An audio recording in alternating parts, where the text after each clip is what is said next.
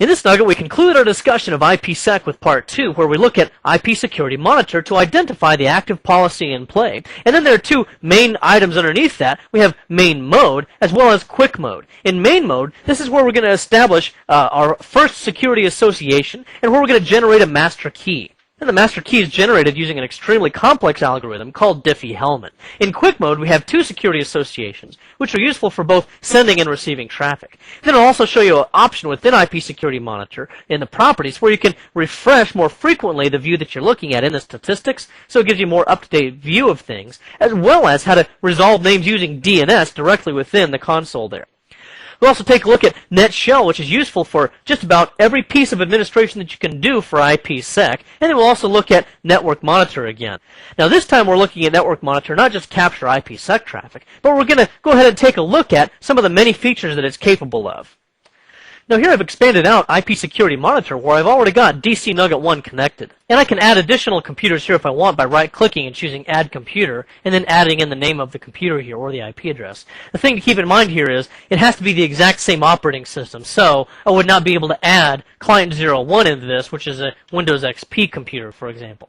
Now, once we get the server installed here and we got it connected, what you'll see here is we have identification of what the active policies are. And this whole IP Security Monitor is mostly for informational purposes, as well as some troubleshooting. So what's the name of the policy that we've got loaded right now? It's the policy 2, 10.10.10.32, which is the policy I created a little earlier. Here's a description if there is one. I didn't use one. This is the last time it was modified. The policy store is the local store, which is just a local policy. It's not an Active Directory policy. Otherwise, it would say it was Active Directory, and it would give me an LDAP path right here. And if it was connected with an organizational unit by group policy, it would identify that OU here, and it would identify the name of the group policy here. And then we have two other things here, main mode and quick mode. Now, for those things, let's go ahead and discuss what these are.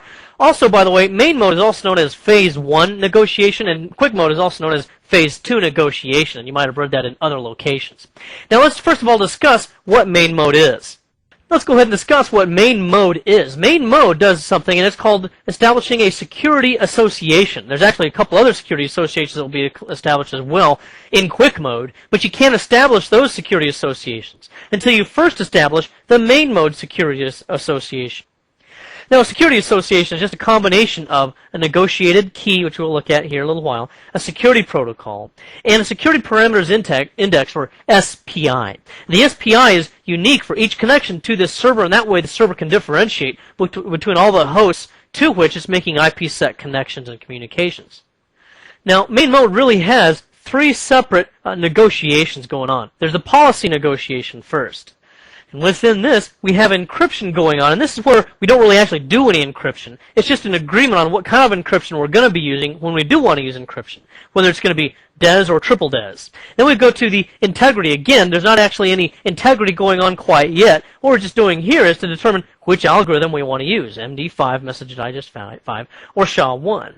And then we'll also determine which strength of Diffie-Hellman keying material we want to use. See, there's three different levels of Diffie-Hellman group algorithms that can go on there. And if you look at the actual policy, go to the General tab, and then go down here. Let me just point out what we see here, by the way. You can check for policy changes every 180 minutes just to see if there's any changes. And then if you go to Settings here, you can go to this Protect Identities with Internet Key Exchange Security Methods. Security methods all take place within the ISA-KMP protocol during main mode negotiations. So in Network Monitor, anytime you see this ISA-KMP going on, you know that you're looking at main mode functionalities that are taking place there using the Internet Key Exchange. And the function of IKE during this initial session with main mode is to verify the identity of both parties involved. And then here we're going to go back to our original discussion that I started on here with Diffie-Hellman. Here the security method preference order, and you can use multiple different ones here. And what we're going to take a look at right now is the one we've selected here, where we determine which algorithms we're going to be using in the main mode exchange of information. First of all, there's the integrity algorithm. Here's where you decide which version you're going to use there. The encryption algorithm, we'll decide what you're going to use there. Also, by the way, triple DES is only useful for Windows XP or Windows Server 2003 computers. On Windows 2000 computers, if you want to use triple DES, you have to either install the high encryption pack or install Service Pack 2. And then the Diffie-Hellman group has three different levels of algorithm. Low is 768-bit algorithm. Medium is a 1024-bit algorithm, and that's the most compatible because it's also backwards compatible with both XP and 2000, whereas High is only compatible with Windows Server 2003 clients. So for compatibility purposes, we'd stick with the medium setting there, which is the default. Now then, going back here, we see that we can also authenticate and generate a new key every 480 minutes, and authenticate and generate a new key after every X number of sessions. Now there's also the master key perfect forward secrecy, which is very similar to the perfect forward secrecy we looked at a little while ago when we created the policy. In this case, what it's going to do is it's going to regenerate the keying material for the Diffie-Hellman group key determination. And the time that it's going to choose to do this is anytime there's a new security association generated within quick mode. It'll just automatically then do a new key for Diffie-Hellman in main mode. And then there's the determination of which authentication method to use, whether it's a shared secret key or whether it's going to be certificate authorities or whether it's going to be Kerberos. Then there's a Diffie-Hellman exchange of keys, and these are not the master keys that are exchanged over the wire. That would be insecure. Instead, Diffie-Hellman is able to generate a secret key which it will exchange to the other partner in the communication. After that exchange takes place, then the destination computer will be able to take that key that's been sent and generate new keying material for its own master key on its machine. And also involved in that Diffie-Hellman key exchange is the authentication process. So see, it uses the key in Diffie-Hellman to verify the identity of the sender. And then once the authentication has taken place, then we have established our main mode security association.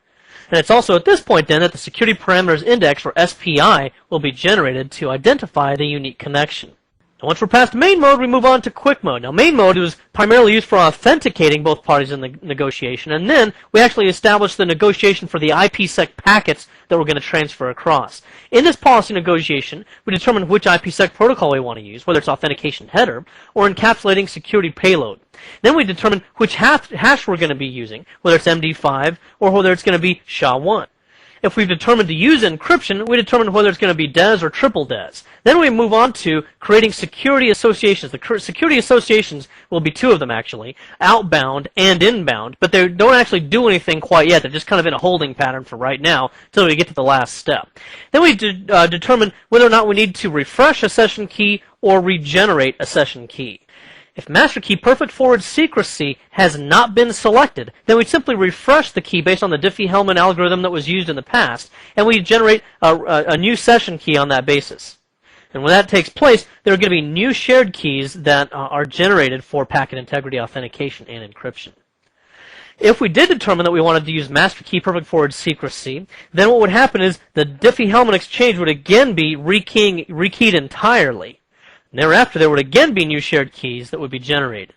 And at that point, the security associations that were generated earlier, up here the security associations for inbound and outbound security associations, as well as the keys that were generated and the security provider index, are all going to be sent up to the IPSec driver. And at that point, IPSec communications can take place normally. Now here in Microsoft's Network Monitor, I've returned to this so that we can see encapsulating security payload going on after quick mode has taken place. And within this, we see that authentication header is indeed being used, and that's what we requested, so that's why it's here. We have a unique security parameters index for this authentication header because there's a unique SPI for this compared to the actual encrypted data, because they might have different requirements going on between them in terms of which kind of hash to use and that kind of stuff. Then we see we have the encapsulating security payload data. This is going to be the encrypted portion where they actually have the payload going on. And with this, we again have a security parameters index, which this is its decimal equivalent of the hex value over here. And then we see a sequence number of 1. It always starts off with 1, and then it increments by the number 1 every time. So the next time I have a packet going from this local host here to this host at the MAC address you see there, we should see a sequence number of 2. And if we go down here to that, indeed we see a sequence number of 2. It's not like you can have on the Bob Newhart show, my brother Daryl, and then my other brother Daryl. There can only be one of a certain item here. There can only be one sequence number 1. And if we see another one down here where we see 1 again instead of 2 like we have here, and we have another brother Daryl, then that means that someone is using a replay attack and they're trying to send us back the same packets. Or, somewhat less likely, you might have something like a routing loop going on in your network configuration so that routers are sending the same packets redundantly to the same hosts. Now, within the main mode item under Security Monitor, we have several different things to look at, but what's of particular interest would be the security associations, where we can identify which SAs have already been established. Here it shows that we are IP address 10.10.10.20, and this is our ID, dcnugget1@nuggetlab.com. And then it shows us what the peer IP address is. That's our client 01. There's peer ID by its name. And then it shows us that we use Kerberos authentication with triple DES encryption, SHA-1 integrity, and Diffie-Hellman medium level. And then we can also just double click on it if you want to see it in another format. It just shows it to you in this manner here. Now you don't actually change any of this. There's no configuration with any of these items. It just shows you what's there. And then the statistics are where things are going to be most interesting in terms of troubleshooting and identification and determining what's been going on with main mode. Now, although I can't exhaust each one of these, they all do appear in the online help system, and I might be able to point you to that by the time we're done here. But I do want to point out some that might be of particular interest in terms of troubleshooting issues. First of all, let's look at send failures. If you have a high number of send failures, it's probably more likely a networking issue. For example, if you have slow connections or oversubscribed WAN connections where you have a sender and a host here that are trying to do their secure communications, and they can't get responses fast enough and they keep timing out. Well, then you're starting to get send failures there because this host cannot send IKE messages to the client and have them received on the other end. Sometimes this also might happen with dial-up connections, virtual network connections, virtual private networks, or wireless connections as well. Authentication failures, you'll get numbers in this if you have, for example, two hosts that are trying to use different methods of authentication. One's trying to use Kerberos, the other one's trying to use certificates, for example. Well, those don't match, so they're not going to be able to properly authenticate with each other. Might also see that if you have a mistyped authentication key, a shared key that's in use as well. And you might also have a similar problem with negotiation failures if you've seen that, again, the authentication methods are not matching or something like that. And then for invalid cookies received, remember we talked about cookies earlier, if you receive a cookie on this host and it doesn't have a match for that cookie, then that's going to be an invalid cookie and there will have to be a renegotiation that takes place. Then we can also take a look at soft associations further on down here. And this is when you have the main mode server here, the main mode that's initiated on this end, has been sent out to the recipient, but the recipient hasn't responded yet. So we have an outbound soft association that has no response. And then you'll also see invalid packets received typically if they're invalid IKE messages that are caused by retransmitted IKE messages or unmatched pre-shared keys between IPSec peers here. Now then, under quick mode, we have statistics here as well. And of course, we see some of these are pretty obvious. That's the number of confidential bytes sent, authenticated bytes sent and received, and so forth. And then we also have some other things that are particularly of interest. Bad SPI packets. Remember, security parameters index packets. And if you get quite a few of these, then it's probably going to be an indication of a packet spoofing attack where someone's taking old SPI packets and trying to retransmit them. Here you might see packets that are not decrypted, and that's typically going to happen if a packet has failed a validation check. We also see packets not authenticated here. And this again is going to be for data that can't be verified. For example, if the integrity hash verification failed, and you will see this if there's IPSec packet spoofing or someone's trying to modify the packets or something like this. Although it's not always something bad like that. It could also be if there's corruption in any network devices or if there's fragmented packets that are being improperly fragmented. And also earlier, remember we talked about replay detection where you should have an index, or rather a sequential number of packets that go across. The first packet is number 1, the second one's number 2, and so forth. Well, if we get the other brother Daryl there and we get 2 number 1s, then it's going to be detected in this monitor here, and it will identify that as a packet with replay detection. It'll also be a packet that's going to be just dropped. So again, this could indicate a network problem or a replay attack. Now then, open up Help and Support Center, and if you want to look at all of the statistic descriptions, type in this search portion here in quotations, viewing main mode and quick mode statistics, and I'll go to the end here so you can see the rest of it, quick mode statistics, close quote, and then search for it. It's going to show you here pretty much right away, viewing main mode and quick mode statistics, there it is, and that gives you a description of every single one of those statistical items.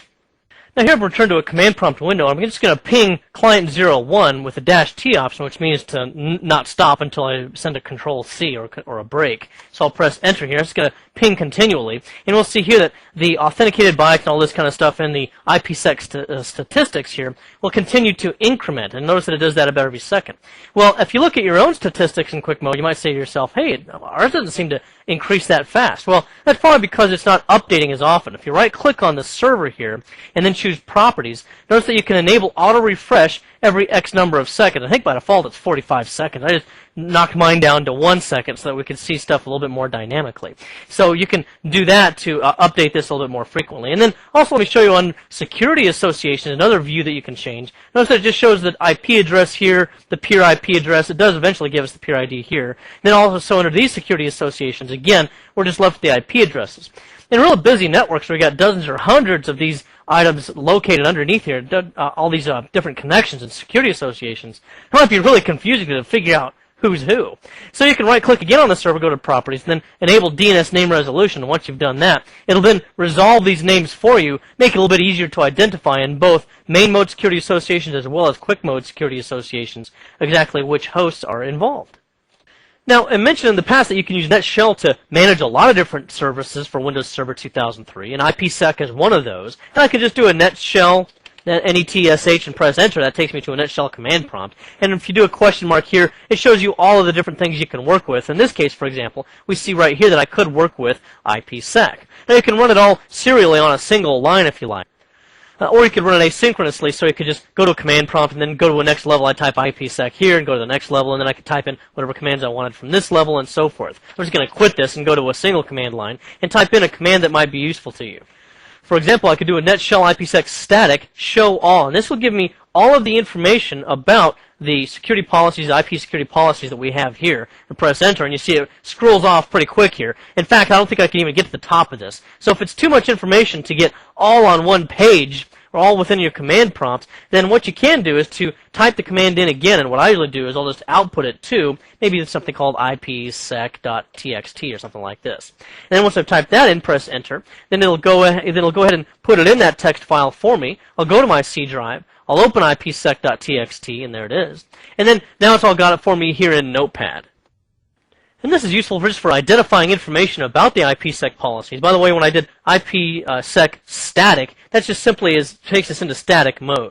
And by using static mode, I can create, modify, or assign IPSec policies, and that does not immediately affect the configuration of my active policy. If I'd done IPSec dynamic mode, then that would allow it to immediately affect my active policies. In any case, this does output for us information about these policies, and I can just scroll down through here and look for all different kinds of information. It's pretty verbose information. Also down here towards the bottom, by the way, we get the same IP statistics that we had earlier. IP statistics is actually main mode, same as main mode or phase 1 statistics. These are the same things we saw in the IPSec security monitor. And then for quick mode, we get these IPSec statistics here, same thing again, and then it gives us this information down here as well to identify those items. And then here's another command. You can do a NetShell IPSec static show policy name, and this will just give you information about the policy that we created earlier. By the way, do enclose it in quotation marks if there are any spaces in it. And let me also point out that, although the first part of this whole command, all the way down through the beginning, is not case sensitive, the actual name is case sensitive. So if you type the P there in lowercase, for example, and you were puzzled because it wouldn't show you anything, then you might go, look into the online help system and looking at all 40 pages of the NetShell commands for IPSec, and until you finally figure out on your own that it's just because it's case sensitive. Don't ask me how I know about that, but I just do. Take my word for it, okay? So anyway, I just press Enter here, and it gives me information about that specific policy. You can do similar things for the filter list or for any rules. And then here's another useful command with NetShell. I can do a show all the rules for this specific policy, and there should be two of them in there. That one of them is the default dynamic rule, and the other one's the one that we created. And if we go ahead and look at this is the one that we created, which includes this filter name, filter 2, 10.10.10.32, remember. And then it shows what filter actions to take with that filter, and it shows us the name of that one as well. And then here's the default one, which we see here as well. Now, previously I showed you NetShell IPSec static show all, which actually shows you all of the policies, including the default ones, regardless of whether or not any of them are actually assigned. Here with NetShell IPSec dynamic show all, it only shows me the assigned IPSec policy, along with the statistics, which you've already seen in IP Security Monitor. So if I press Enter here, I think I'll be able to get all of this on one screen, so let me see if I can get at the top here. Yeah, there we go. Gives you some introductory information, what the machine name is, the DC Nugget 1, whether it's a local IPSec policy, and it is local local IPsec policy name is 10.10.10.32. It's not Active Directory assigned, so it's not associated with the group policy object. And it tells you whether or not it used, encapsulating security payload, whether it's encrypting the payload, authentication header to do mutual authentication between both parties, and so on, all the way down through the statistics clear down at the bottom, which we've already seen in IP Security Monitor. We've talked quite a lot about Microsoft's Network Monitor. We've used it in several different nuggets. Now, let me just take a moment here to be a little bit more specific about how we can really use this tool in a number of different ways. First of all, some things that you might want to do relate to the nature of the network traffic you're trying to capture. And we've seen in the past how you can filter out for everything except for FTP packets or DNS packets or something like that. Sometimes you also need to be careful, especially in very busy networks, that you're not capturing too much traffic or that your buffer size is too small. Now, that's not as likely to happen with this version of Network Monitor. You see, the version of Network Monitor that comes with Windows Server 2003 and 2000 and NT4, it only captures packets that are sent to and from this local host. You can also install a version from SMS, or Systems Management Server, another Microsoft product, and it also has an identical looking Microsoft Network Monitor. All this stuff looks exactly the same, but it's a promiscuous network capture utility, so it captures all packets that are on the wire, and not just packets that are sent to and from this host. Now, if you're going to capture a lot of traffic, especially over a longer period of time or on a busy network, then you might start to see these captured statistics get a little bit alarming right at this line right here. Frames lost when buffer exceeded. That means that if the default size of the buffer, which is only a megabyte, is exceeded and we're capturing more packets than that 1 megabyte, we'll start to see this number increase because it's telling us we're losing data that we would have otherwise captured if the buffer was not full. Now, you can conserve on that buffer size a number of different ways, actually 2 different ways. Go to Capture and then Buffer Settings here, and you can increase the size of the buffer to a more practical number. You can go all the way up to 1024 megabytes, or a gigabyte in other words. And then you can also change the frame size that you're capturing. By default, it's full, which is the same as the full size that you see down here, 65,472 for each packet or for each frame. You see, if I don't really need that much information, I might reduce this to, say, 64 bytes. And that would give me just the basic information, the IP address that it came from, the IP address that it's going to. It'll resolve the name if we've got that capability. It's also going to tell me whether or not I used Ethernet, token ring, which protocols it used, which port it used. But it's not going to give me a lot more information like I'd get with a full packet, such as the actual payload that's within a packet. So this is an excellent way to conserve on the packet capture that you do so that you don't lose too many frames when you exceed the buffer. Another thing that you might run into at times is that this server that I'm doing this packet capture from, it might be just really slim. It might be a heavy SQL server, or very, very busy and memory-intensive server of some kind, application server, and I got a lot of clients connecting to me. Well, just running Microsoft's Network Monitor requires memory and processor utilization. In fact, let's just go ahead and right-click here and choose Task Manager, and we'll look at Network Monitor here, and we'll right-click on this, and then go to Process, and that'll show us the actual executable that's running for this. Here's Network Monitor, and it's requiring, look, it requires 6 megabytes of memory just to load. I'm not even doing anything with it right now.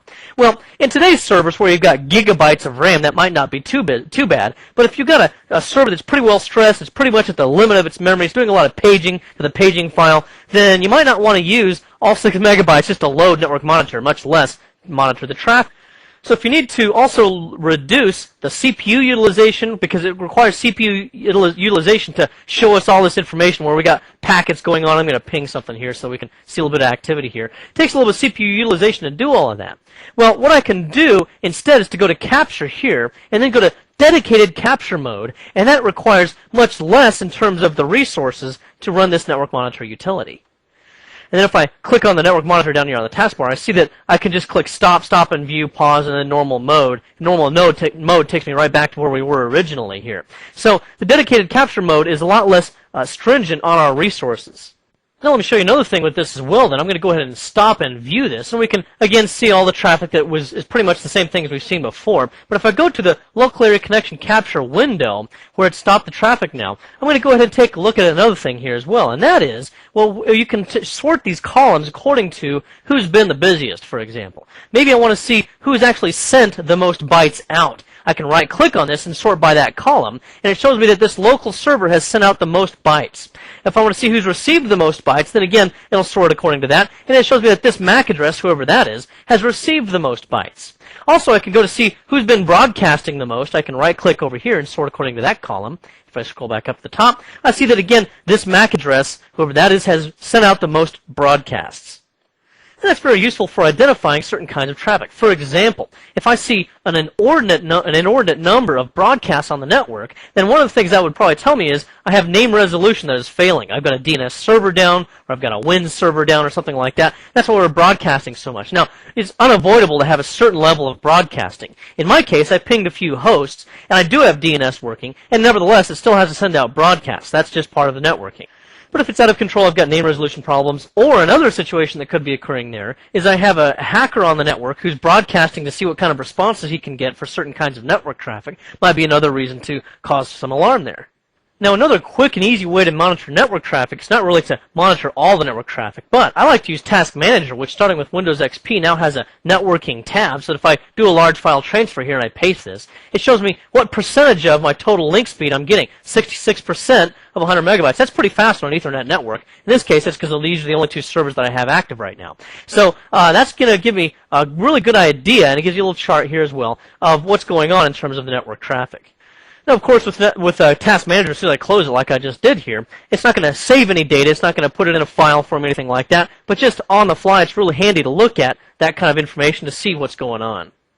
In this nugget, we took a look at IPSec again, and this was part 2, where we looked at IP Security Monitor to identify the active policy in play. Now, also we took a look at 2 key modes. Main mode, where our first security association is generated, and where the master key is generated, off of which we also generate a couple of other security associations, one for sending traffic and one for receiving traffic. Then we looked at statistics for both main mode and quick mode as well, and those statistics can be refreshed more frequently than the default 45 seconds if you want, and I showed you how to do that, as well as how to resolve names in the associations that you see. Because the security associations by default will just identify an IP address. And then we took a look at NetShell, which is useful for both listing all of the policies as well as listing the actively assigned policy. And then we conclude with a discussion of Network Monitor, not particularly with IPSec, but just since we've used it so much in the past, I thought it'd be a good place for us to take a look at all of the different things that it's really capable of. I hope this has been informative for you, and I'd like to thank you for viewing.